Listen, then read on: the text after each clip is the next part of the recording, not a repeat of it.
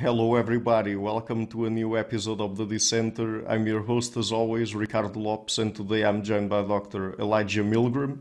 He's a professor of philosophy at the University of Utah in the US. His research focuses on rationality, theoretical reasoning, and practical reasoning, and today we're going to focus mostly on practical reasoning. So, Dr. Millgram, welcome to the show. It's a huge pleasure to have you on. Thanks for having me.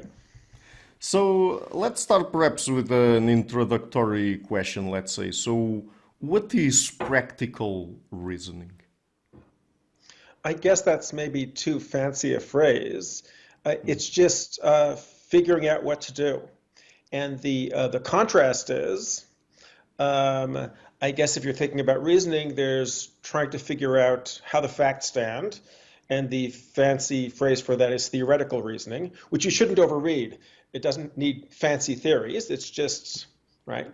And then the contrast is figuring out what to do, and that's the practical side. So, in terms of philosophy, what kinds of questions does practical reasoning deal with and apply to?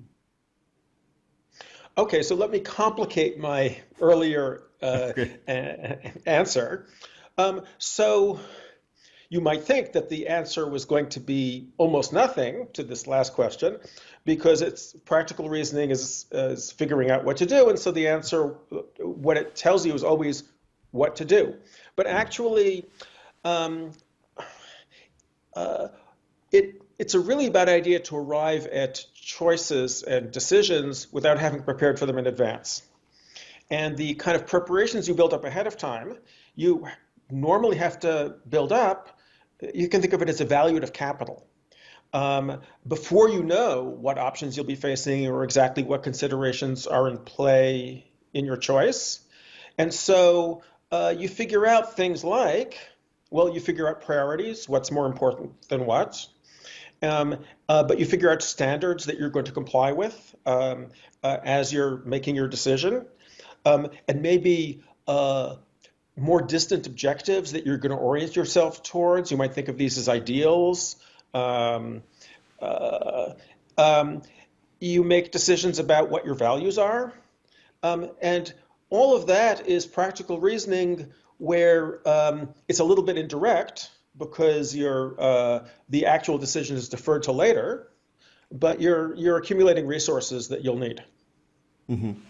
And are there different theories in practical reasoning or different theories of practical reasoning? This is the amazing part. Okay. So the answer is yes. What's amazing is I've been looking around in this space for pretty much everybody, whether they're a philosopher who theorizes or not. They have a view about practical reasoning. They have explicitly or implicitly a theory of it. And they almost always, there are almost no exceptions, they take for granted that their view is the only one. They have different views, but they think that theirs is the only one. So I'm here to tell you that actually there are many different alternative theories.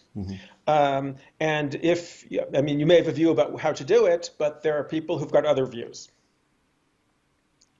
Right. If you want, you can think of the theories as ranged on a kind of spectrum.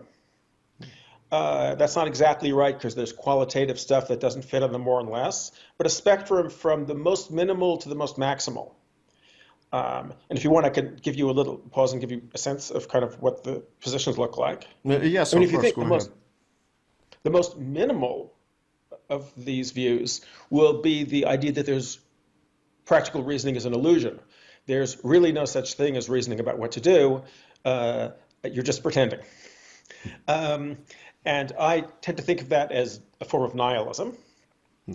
And then, like one step up, there's the idea, which I think is the default and most common view, both for philosophers and for people who aren't philosophers, is that figuring out what to do is selecting means to your ends. Figuring out how to get something that's already a goal or an objective that you have. And that's it. There's a label for that view, instrumentalism. And most people kind of take that for granted. But then there are more ambitious views. There's uh, people encounter this in ethics classes. There's the Kantian view. You look at the package of the action you're contemplating doing and the reason for doing it, and you ask, could everybody do the same as me? And you need to be able to say yes before you go ahead. And then there are more ambitious views. There's the idea that you learn what matters from experience. You learn what's important from experience. So practical reasoning turns out to be empirical. And then there are really maximal views of the form, let a thousand flowers bloom. There's no short list of the ways you do it. I think of particularists this way. They think that every situation calls for its own reasons, which won't travel to another situation. Reasons are like Kleenex. You blow your nose on them and you throw them out. It's kind of hard to know how to work with a view like that. But anyway, the point for now is that there are a lot of different ways of thinking about what to do. So, and do you position yourself personally in any specific place along that spectrum, let's say? So that's not the way I do philosophy. Okay.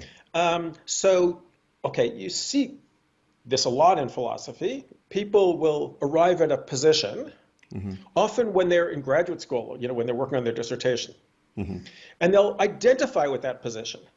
And they'll build fortifications for it, and they'll spend their life making it bigger and fancier and better, and it's theirs. So I don't think that's a really helpful way to go about thinking philosophically. So just think about the spectrum for a moment. You really only get insights when you're able to sort of inhabit all these different views from the inside. And you want to develop them and give them the best run for their money. So, for instance, I'm actually not really a nihilist about practical reasoning. But I don't think it has been given the best run for its money. There is something in the space, people call it error theory. It's the idea that values aren't real. That's not the best spin you can give this, and it's not really appropriate to the subject matter. And also, I'm really not happy with the way the arguments in that part of the world go. So I actually spent a little bit of time over the last year or so working up the best arguments I could find for practical nihilism, because you really want to give it the best run for its money. And then, okay, this idea that it's all means-end reasoning. What's really behind that? No one really says it this way, but I'm convinced this is really what's motivating, especially the people who aren't theoretical themselves. It's that it's simple, we understand it. And all this other stuff, the learning what matters from experience, that's fancy, it's frou-frou. We don't, we'll stick with the means-end reasoning. Okay, I think we don't understand means-end reasoning. We can get back to this if you like, but we really don't. And so I spend some of my time thinking about, first of all, how to explain what it is we don't understand, but then how to understand it better. And I've worked on some of these other views. There's a view I didn't mention a moment ago. It's the idea that when you have an objective, sometimes it's not definite enough to take steps towards.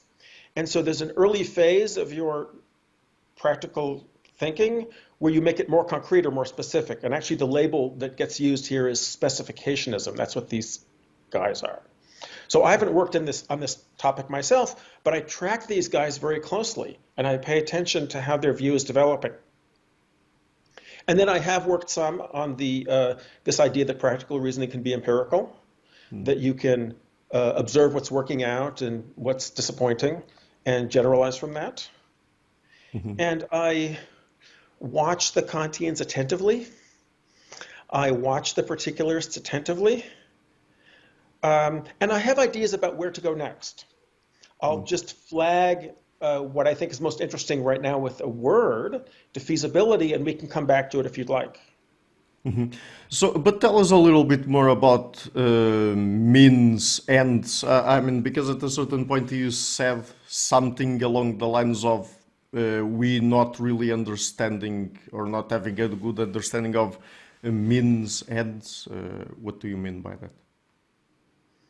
Okay, so if you ask somebody what makes what it is to take things to an end, he'll say it gets you the specified objective.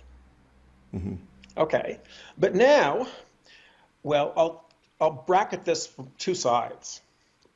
Maybe this is just an American thing, or maybe not. Are you familiar with Rube Goldberg machines? No, I don't think so. No. You've seen them. They often turn up in public places like train stations or airports as sort of art displays. They're extremely complicated machines with lots of parts. And Rube Goldberg was a cartoonist. In his cartoons, the parts were sometimes animals, right, that do simple things. So the machine will pour water into a glass, but it takes a whole room of complicated machinery to do it. You look at it and you say, okay, it gets the objective, but it's crazy. It's too roundabout. People like Rube Goldberg machines because they're funny. Rube Goldberg was a humor cartoonist. Yeah. And the funniness is a response to, this is silly, this is not rational. On the other side, again, maybe this is something only American audiences know. There was a TV show that I was exposed to in graduate school. My roommates watched it religiously. MacGyver? Yeah. Okay, MacGyver is the character in the show, and he solves very practical problems, right? Escape from the closed room, but all you have is a roll of Scotch tape and, I don't know, a pen and two other things, and somehow there's a way to fit these together. So he solves problems in really non-standard ways, which are very direct somehow. Right. Okay. People take delight watching MacGyver solve these problems. This show had a cult following. But imagine what your world would be like if everyone around you solved all their problems this way. You'd be afraid to leave your front door. Who knows what would happen, right? So where Rube Goldberg machines show you that there's stuff that gets the objective, but it's no good because it's too roundabout. MacGyver shows you there's stuff that gets you the objective, but it's no good because it's too direct. And there's a happy medium, which is what we think is rational, and we don't understand what distinguishes the happy medium from the crazy alternatives. So that's a quick way of saying why I think we don't really understand means-end reasoning as in the way we assume. Right. And tell us now, how does practical reasoning apply to morality? Oh, well, there's a quick segue from an answer I gave you to an earlier question, I guess, when I said that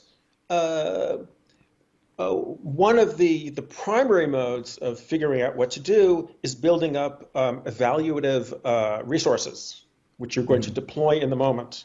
Right. So think for a moment about what we want from morality. The problem is we want a lot of things, and depending who you are, you want different things. But the overlap is something like this for the mainstream moral theories. People want rules of the road that govern our personal interactions generically, right? By generically, I mean something like whether you like the person you're interacting with or not, right? You might think rules of the road like this are a resource we build up ahead of time so that when you have to deal with somebody else, you don't come to it from zero, right? So practical reasoning is going to be used to generate moral theory in something like the way that it's used to generate a list of priorities that you'll bring to bear on your choice, or in the way it will be used to figure out ideals that you'll keep in mind when you approach other choices. And it's something we need, and we need pretty much, because you're coordinating interpersonal interaction, we sort of need this resource to be available to everybody. And so we kind of try to build it so that it's uniform. So everybody knows what the same rules of the road are. Right. But when applied to ethics, do you adopt any particular theory of practical reasoning? I'm going to answer this in a kind of roundabout way, if that's okay. Okay. Um, there is something that strikes me when I look at theories of practical reasoning and moral theories kind of side by side, which is, okay, okay, backing up a moment, just to qualify. You know, there are lots of moral theories. Moral philosophers kind of are inventing them on a regular basis and publishing them, and they're all forgotten in about half a second. But there are exceptions. These are the ones that they kind of become a canon. People keep coming back to these approaches in moral theory. And the observation is that the approaches in moral theory that people keep coming back to, when you look at them, kind of in the heart of them, they have a distinctive view about practical reasoning, about how you should figure out what to do. And the moral theory is it's built around, the theory of practical reasoning is its engine.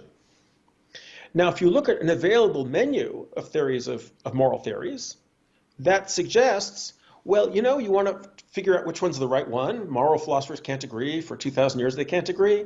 Well, figure out what your view about practical reasoning is, about making up your mind generally what to do, and that will select the right moral theory for you. You might think this, but I don't think just this. Okay, I said a moment ago that our ask for moral theories is we want rules of the road, interaction protocols. And these rules of the road, they're to coordinate activity in a society amongst people who don't necessarily like each other, I said cynically. Right. That was fine up till now. Now we've got a new demand. We need a new kind of moral theory. You don't necessarily have to take this as the word of, right, but it is what I think. There's been a real change over the last 300 years or so in the way our society works. People now specialize. They're highly specialized. So division of labor started out, if you look at Adam Smith, you remember there was the pin factory. This guy does this and that guy does that, right? And it's more efficient. Right. But now, okay, I'm specialized, right?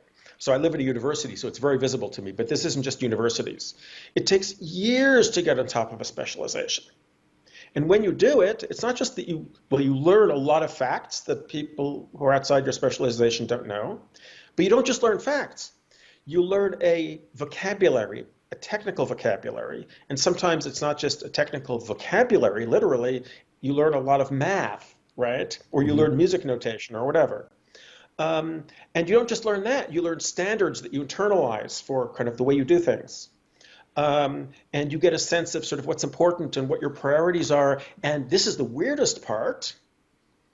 You end up having a view that's specific to your discipline of what counts as a good argument. It's kind of surprising that that varies from place to place, but it does. Now, it turns out that we live in a society where we don't understand other people. Literally don't understand them because you don't understand their vocabulary. And if you don't understand their vocabulary, you can't understand their standards and what's important to them, and right? But you have to work very closely with them. So now we need something new. Interaction protocols, generic ones, rules of the road, for working with people who you have to cooperate with closely, but it's not just that you don't like them, you don't even understand them. So we need a new kind of moral theory, which we don't have. And now I think we should be looking back to work in practical reasoning to see what could be the engine of such a theory. And how do we go about that? Here's what I think is a promising line forward, but it's hard to tell. I'll introduce a new concept for our audience. Let me take a moment to do that. Defeasibility. So when you're drawing a conclusion, you can have an argument for the conclusion that's perfectly fine. The premises are good. The argument's fine. and you should draw the conclusion, but you could learn other things, maybe they're facts, maybe they're assessments, which would make you take it back. Mm-hmm. And if you think about it, almost every argument in the real world, every argument outside of a math class looks like this, right? So I guess a couple of years back at the beginning of the COVID time, I had an argument for getting on a plane. There was something I needed to do on the other end, and I had time to take the trip, and I could afford the ticket, and all of that. But when I got to my destination, I spent my entire time there in isolation because the COVID time had started. So there was something else that if I had realized it was going to happen, I would have taken the conclusion back. The argument was defeasible. Defeasible because that was a defeater. It would defeat the argument. Right. Now, here's the thing about defeasibility. What's it doing? It's logical preparation for your having overlooked things. Now, it was always true in the old world that you would overlook things. And then other people would bring them to your attention or not, right? In the new world, it's a much more demanding problem because there are all these things it's my job to know, I'm specialized, and other things it's other people's jobs to know. And because of that, there's much more for me to overlook. All that stuff, it's other people's jobs to know. So defeasibility is a much more urgent problem. It's a problem in the logic of practical reasoning. We have to figure out, it's something no one understands, how to manage defeasibility in our practical inferences. And because that's such a big part of getting along with people you don't understand, this looks to me like a good entry point for the new approach to moral theory that I was asking for. Right. But let me ask you this. Does practical reasoning, at least the way you think about it and when applied to ethics, relate in any way to how Kant, for example, talked about practical reason in his book, A Critique of Practical Reason, or not? Because I'm asking you that because Kant really first wrote about what he called pure reason, but then when wanting to deal with some antinomies and some of them involved moral or ethical issues, then he came up with sort of a branch of reason that would be practical reason, and I'm not sure if practical reason would be the same as practical reasoning and how they would relate to one another. Oh, I see. Okay, well, let me kind of position the way I'm thinking, contrasting it with Kant. Okay. So if you look at, not at the second critique, but first at the groundwork, you see a view of, it does seem to me like Kant thinks of reason as a faculty, but I'll still stick with the view about reasons or reasoning. I think they're interchangeable, right? There's a view about how to make decisions. And Kant spends a little time motivating the view. It's as though he's objecting to consequentialists. That's that's anachronistic. His complaint is really directed towards ancient hedonists, but we can pretend it's utilitarians. He says, look, there are people who try to run their life by doing what makes them happy, but you don't know what's going to make you happy. You can't tell what further consequences anything you do is going to have. That's not practical. So you need another way to do it. And here's the other way. I gestured at it earlier. It's the idea that any reason for doing something has to work the same way in any other circumstance that's the same. And it has to be able to work. That has to be able to happen jointly together. There's a sort of fancy older phrase for, I think, what the underlying thought is, the principle of sufficient reason. If the reason is enough in this case, it's enough in that case. And then to get this view of reasons to play out, and I think we might come back to this, there are accessories that you need. to build around it. You need the idea of agents, right? Practical reasoners who act on the reasons to be in the different places. And they have to be acting on their own reasons, so there's a view of autonomy. And then there are other conditions that have to be in place. They have to think of themselves as choosing freely. That turns up in the second critique. Kant also thinks they have to think that somehow the outcomes will work out if it's going to be psychologically possible for them to make these choices. And he actually treats this as an argument for believing in the afterlife. But I think the heart of it is the view of reasons. And now let me contrast it with the concept I just introduced, defeasibility. So when you look at a defeasible inference, and you start making a list for yourself of the things that if they came up, they would be defeaters for the inference, what you'll find is that the list never ends. No matter how many possible problems you've thought of, things you might have overlooked, you can always think of more. And also, they're not constrained by subject matter. They can come out from left field. I mean, who knew 2 or 3 years ago when I was getting on that plane that epidemiology would be relevant to whether I should buy a plane ticket? The ceteris paribus clause, as philosophers will sometimes think of it, it's bottomless. It's a bottomless well. And now you kind of wonder, what kind of grip in the world of defeasibility does this concept of sufficient reason have? How am I ever able to articulate when my reason is enough to go ahead? There's always stuff I could have overlooked, and I can't say what it is ahead of time because the well is bottomless. It doesn't run out. So there's a deep motivating thought, picture of what a reason is in Kant. It's very powerful. It's compelling. People keep coming back to it. But also, if you take this thought about the pervasiveness of defeasibility, of our finitude, we overlook indefinitely many things. It also seems like there's almost no room to apply that thought. But I mean, there seems to be almost no room, but is there any room or not? There might be very special cases, but the way it looks to me is that almost all practical reasons for sure are defeasible. I'm willing to allow the almost. Maybe there are cases where, nothing will make you take back the conclusion. Nothing could possibly, but if there are such cases, they're unusual enough so you have to treat them as a special case. The general case is maybe I overlooked something. I'm not God.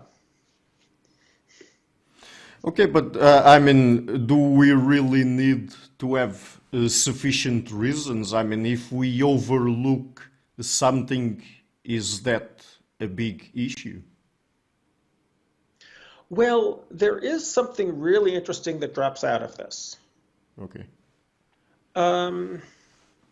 It drops out of the bottomlessness of the list of defeaters. Okay, I'm going to step to one side and say something about the meta-ethics of the 20th century. I hope you won't mind. It's not too much of a digression, right? So meta-ethics, was always sort of I'll introduce the concept, right, for our audience. So there are the moral theories that tell you what to do concretely, right? Kant will tell you, don't lie, don't make false promises. And then there are questions like, when Kant says you shouldn't do that, what does the shouldn't mean? Right? When you say this would be a good outcome, what does that word good mean? And that was the domain of 20th century metaethics.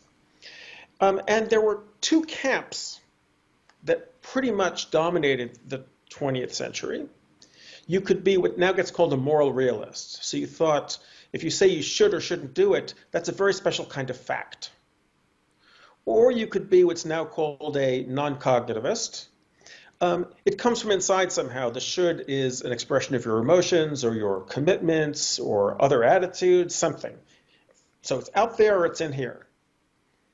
And if you think about that choice, what you're really seeing is a mythologizing of an abdication of responsibility. Because if it's out there, if it's a fact that you should do it, you're not responsible, you're just doing what it says. And if it comes from in here, well, people don't control what they feel, and they also don't control what they're committed to, really. Either way, you're helpless. And this is, metaethics was the mythologizing of helplessness. Right. Now, think about defeasible inference. At some point, so you're responsible. At some point in the endless list of things you could be checking, did I overlook this? Did I overlook that? At some point, you have to say, okay, I've checked enough. Now we're going ahead, or we're not.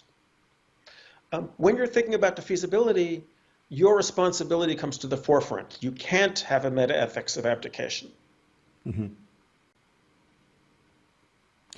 So then about some of the most prominent moral theories like virtue ethics, deontology, consequentialism, does practical reasoning relate to them in any particular way?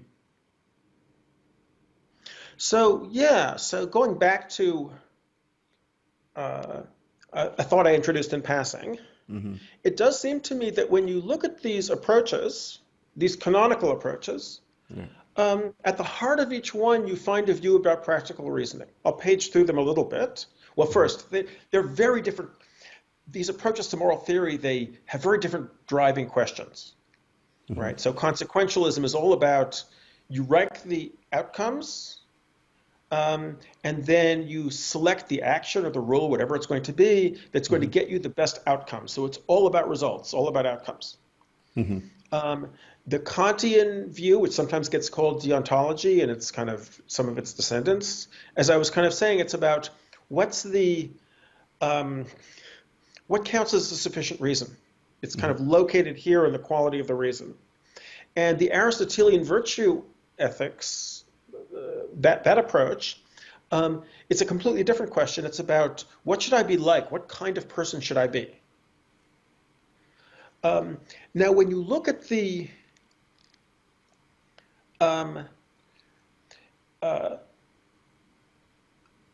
you look at consequentialist theories, the only mode of reasoning that seems to be operative in them is there's an objective, the best possible outcome. What means do you select? It's paired up with a view, with an instrumentalist view. It's all means end reasoning. You might think there was room for another kind of reasoning where you're kind of selecting the outcomes, but oddly enough, if you look at, I guess, the canonical version of consequentialism is utilitarianism, where what you assess the outcomes for is how much happiness they somehow include overall. And when you look at the arguments when you look for arguments that what you should be looking at is the happiness, you don't find anything. When you talk to utilitarians, it's just obvious to them that what's important is happiness, and they don't think they need to give an argument. Or pleasure, right, and some variance of it. On the Kantian view, I think the tie between the moral theory and the theory of reasons is very, very close. It really is. What's a sufficient reason? And the driver for Aristotelian theory, I think, is a little more complicated, but connects up to defeasibility, which I just mentioned. Aristotle is the inventor of practical syllogisms, right? An inference pattern of the form. He'll say things like, dry things are good for men. This is a dry thing, right? A bad nutrition science, right? Yeah. But it's defeasible. It might be dry, but if it's also poisonous, right, don't eat it. Aristotle was aware, even before specialization, the kind of problem that bothers me, that you have to be sensitive to the conditions under which you would take back the conclusion. And he ended up thinking that this kind of sensitivity expresses itself as character traits. There are the people who are, they're too aggressive in going ahead and they're foolhardy, right? And then there are the people who are too timid, and in the middle there's a happy medium, right? And what you should be thinking about is what kind of person you are. Are you in the happy medium? In each case, the tie to a theory of practical reasoning is very close. But now, um, so people have different views about, right? Each view about practical reasoning and also each ethical or moral theory has people who find it attractive. Mm-hmm. But if you have a way of settling on one of them, you'll say, this is the moral theory for me.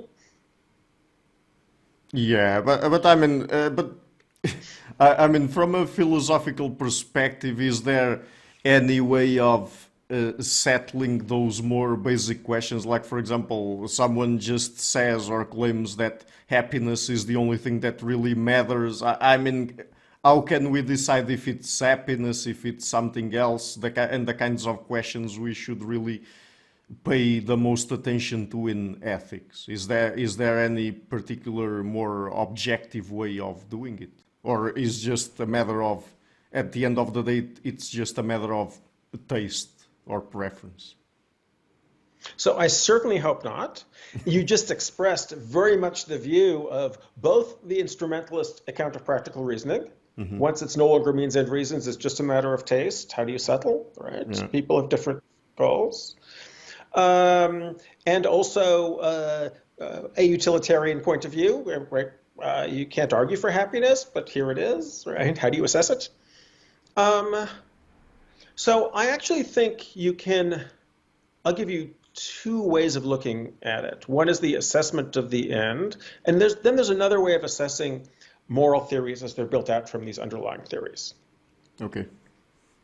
Let me start with what utilitarians like, happiness and pleasure. Mm-hmm. I mean, there's different conceptions of happiness in play in the utilitarian world. And basically, the one version of it is happiness is pleasure. And the other version of it is happiness is in one way or another getting what you want. Mm-hmm. And now you can stand back and look and say, how do these things work out? This is the perspective of one of the views that I said was further up the spectrum. Learning from experience what matters and what's important. Mm-hmm. Look, if a small child always gets what he wants, he'll never grow up. Right? That's not good. It doesn't work out well. Conversely, if a child never gets what he wants, it also doesn't work out well. If a child only has pleasant experiences, he's not going to grow up. It doesn't work out well.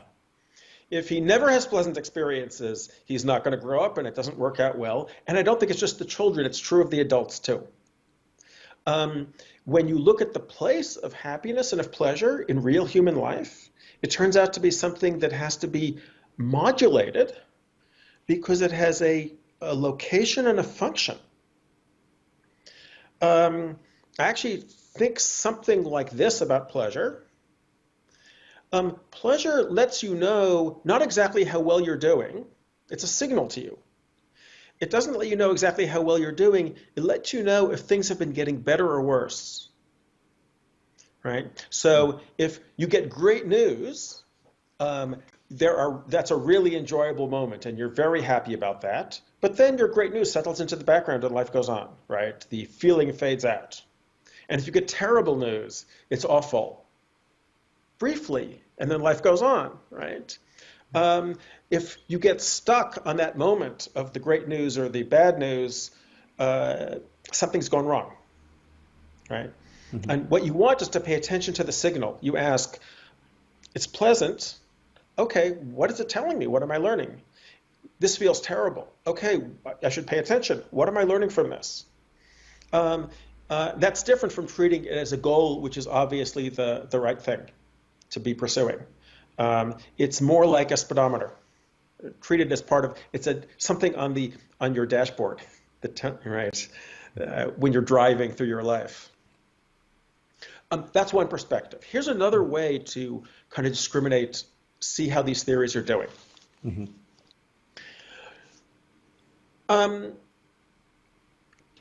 My observation, this seems to me something I see, is that theories of inference or reasoning, they end up needing accessories, intellectual accessories. And metaphysics is pretty much the job of constructing these accessories. And I'll give you an example from the means-end reasoning case. So in means-end inference, you need at least two accessories. You need the ends. What does an end have to be? Well, it has to be something where you can tell whether you've reached the finish line. And also where you can, it's the kind of thing where you could see pathways back from that finish line to steps you could take. It has to be connectable up to things you could do. And then there have to be the means. A means has to be something which is, there's a certain amount of control in it that gives it robustness. Here's sort of the contrast I have in mind. This image came up talking the other day with Al Hayek, who's here in Canberra also. Suppose you're reaching for a switch or a dial to move it, right? Or maybe pieces on a chessboard, but your hand trembles uncontrollably. If your hand is trembling like that so you don't know what's going to happen when you try to move the switch or the dial, it's not a means. Or if you don't know which piece you're going to touch or knock over on the chessboard, this doesn't count as a means.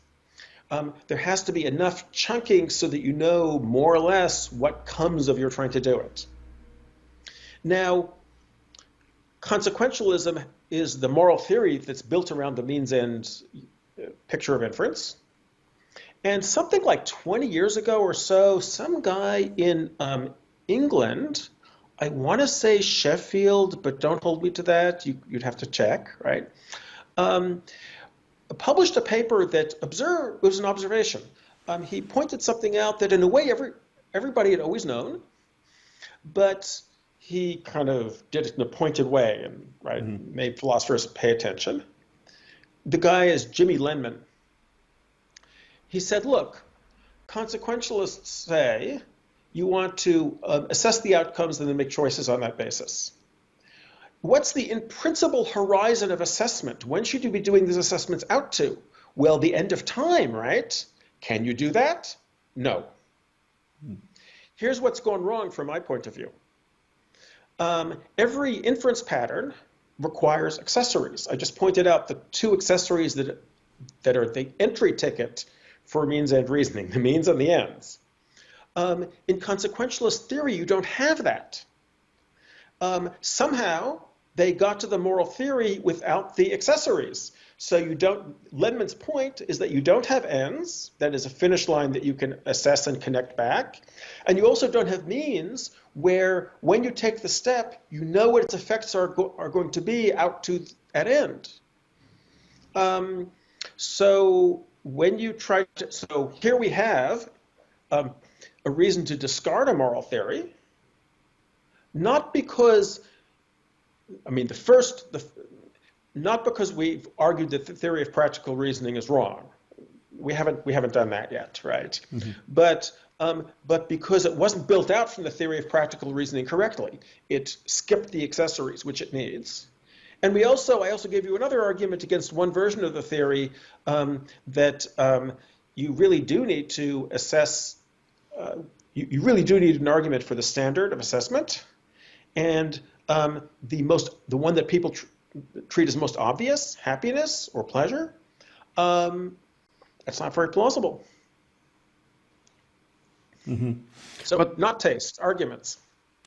Right, but you mentioned something there that I would like to ask you more about. So, is practical reasoning wrong? Or what are the arguments that people have been putting out there in favor of that position of practical reasoning being a wrong theory? You mean how would you argue against one theory of practical reasoning or another? Mm-hmm. Yes. So we've been kind of seeing the flavor these arguments can take, it seems to me. Mm-hmm. So I kind of gave you in passing an argument against Kantian moral theory. The underlying idea is attention to sufficient reasons, but we finite creatures, we overlook stuff all the time, and mostly we're never going to have sufficient reasons, so this is not a good fit for us. It's maybe a better fit for God, right? I can try to say what I think is wrong with instrumentalist theories. Okay. They ask you to commit yourself to objectives, but as you put it, the objective is a matter of taste. And it will turn out that people can't sustain commitment to important things if they think that's all it is. They have to see what the reasons are for what they're pursuing. And the reasons, and you can kind of see it the other way. If people could simply choose their objectives, the world would be a much more destructive place than it is. Right now, it turns out that people who are manipulative, right, on social media can convince other people to go out and commit mass shootings, for example. The people who are being convinced think they're being given reasons. If people could just decide, oh, this is my objective, and then follow through on it, who knows what people would be doing? And we don't really see that. Right. So let me just ask you about one last topic or question. So there's also the method of reflective equilibrium. So how does it differ from the method of practical reasoning? Let me characterize the method of reflective equilibrium. And then I'll go back to something we talked about a few minutes back. Yeah. And this really is something that you see described as a method on forms. So if you're an academic, one of the things you do is review other people's grant applications. And in a lot of these forms, there's a slot method. And you see people type in reflective equilibrium. Okay, so there's the originator of this notion is Nelson Goodman, and I think he borrowed the idea from linguistics. So you think about what linguists do. They collect linguistic intuitions, right? Subjects say, this is grammatical, that's not. And they try to systematize these into grammatical rules. And then there's a kind of trade-off back and forth. The grammatical rule should track the profile of the linguistic intuitions. But once the rule is in place, you might say for a particular linguistic intuition, you override it. You say, the subject thinks this is grammatical, but actually not. And this was adapted by John Rawls to be a way of thinking about moral and political theory. And the way it sort of looks nowadays is this. You ask people for their moral or ethical intuitions. And I guess trolley problems have somehow made it out of the philosophy world. They're kind of generally, people know about them generally.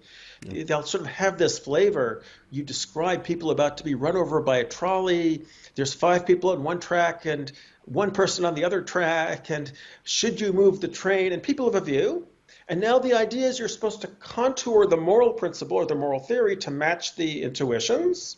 But then once you've got the moral theory, you would override some of the intuitions and say, well, actually the theory, right? And you try to arrive at this balance, right? Now, you can see, so in linguistics, it's a descriptivist program. You're trying to capture what's already there. And you can kind of see that in the moral case, the best this method could do is systematize the moral thinking as people already have it. Okay, and what are the moral intuitions? What's the moral thinking they already have? It's what they're used to. That's where the intuitions come from.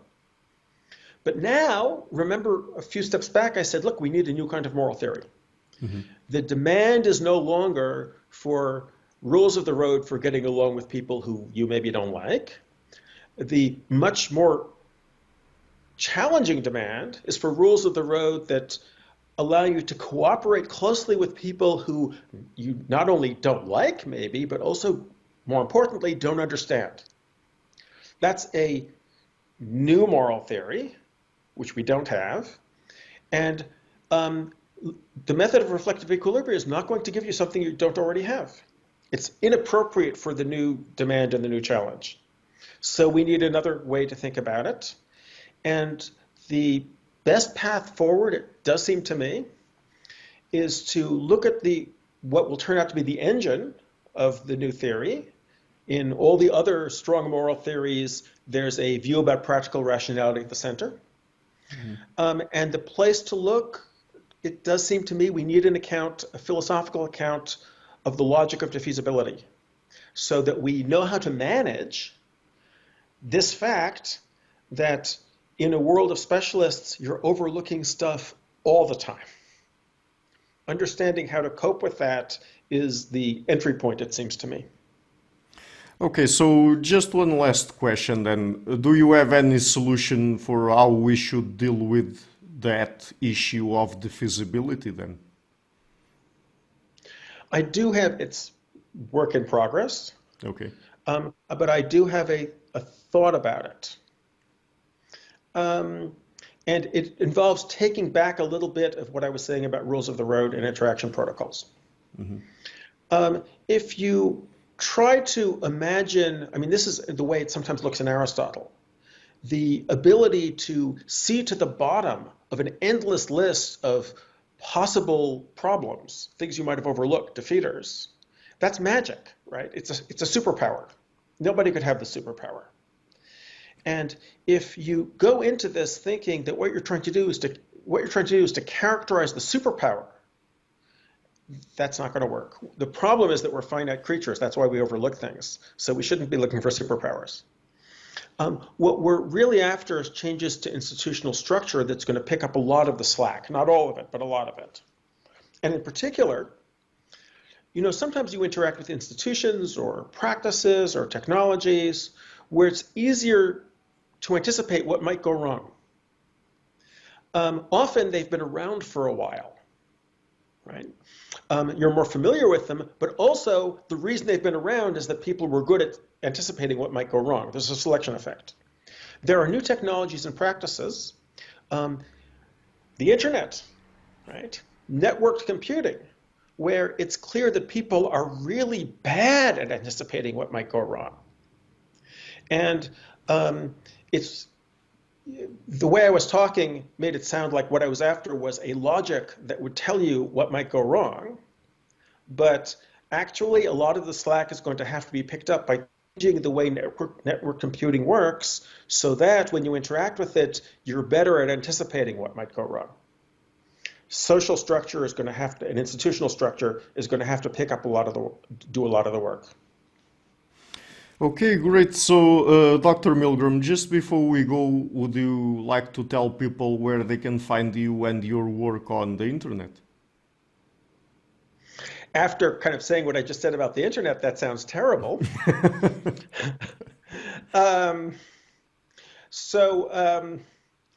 The topics we've been talking about, they're mostly covered in a few books I've written.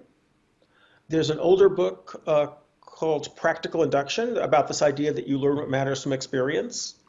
There's a book which got a terrible title, a result of sort of a bad back and forth with an editor. The current title is Ethics Done Right, which sounds so hubristic. The original title of this book, the one it was supposed to have, was Ethics Done Right, New and Improved Now with Practical Reasoning. And I even had a cover design like an Andy Warhol detergent box, right? And then there's a book about specialization called The Great Endarkenment. And you can sort of see why it would have that title. The less you understand other people, the more endarkened your world is. Great, so I will be leaving links to all of that in the description box of the interview. And Dr. Millgram, thank you so much again for taking the time to come on the show. It's been fun to talk to you. It's been a lot of fun. Thank you for having me. Hi guys, thank you for watching this interview until the end. If you like what I'm doing, please consider supporting me on Patreon or PayPal. You will find links to it in the description box of this interview. And also, please share the interview, leave a like, and hit the subscription button. This show is brought to you by Enlights Learning and Development Done Differently. Check their website at enlights.com. I would also like to give a huge thank you to my main patrons and PayPal supporters.